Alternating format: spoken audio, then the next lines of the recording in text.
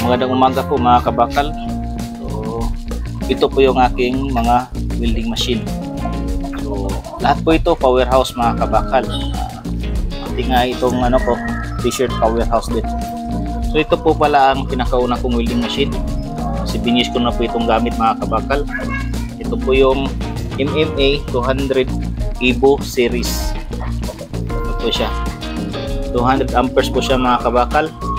Ito po yung pangalawa kong welding machine. Ito po ang inverter welding machine Turbo Max. 300 amperes po ito mga kabakal. Stick welding din po ito. Ito po stick welding. So ito po yung pangatlo kong welding machine. So, ito po pala ang gasless MIG. Ito po yung MIG-TEC box cord welding machine. Gasless po ito mga kabakal. Ito po pala yung niya, holder niya, yung ground. So nandito po kasi nakapix po ito dito. So ito tatanggal po. So gasless po ito mga kabakal. So nandito po yung natin sa gilid. Dito po ilalagay natin yung flux cord wire natin. Yan. Nandito po ang mga flux cord wire.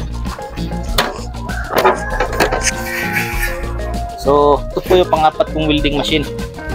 Ito po ang aking TIG welding machine. Ito po ang TIG 250 pulse inverter welding machine full series.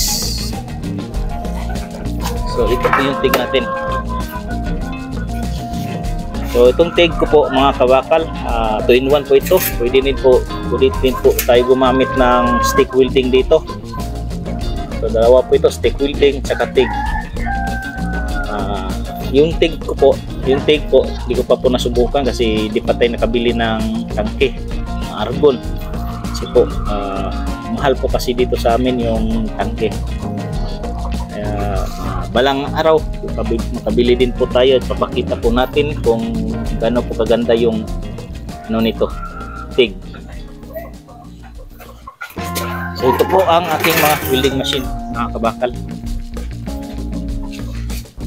So, maraming salamat po sa powerhouse sa inyong pagtitiwala.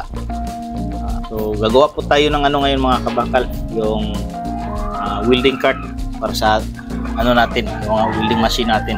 Para isang lagayan lang po siya at tututulak na lang po natin para po kung may gagawin po tayo, kung anong gusto nating gagamiting welding machine, so dali na lang po, isang lagayan lang po sila. Tulak na lang po natin, lalagyan po natin ng mga gulong. Ayan.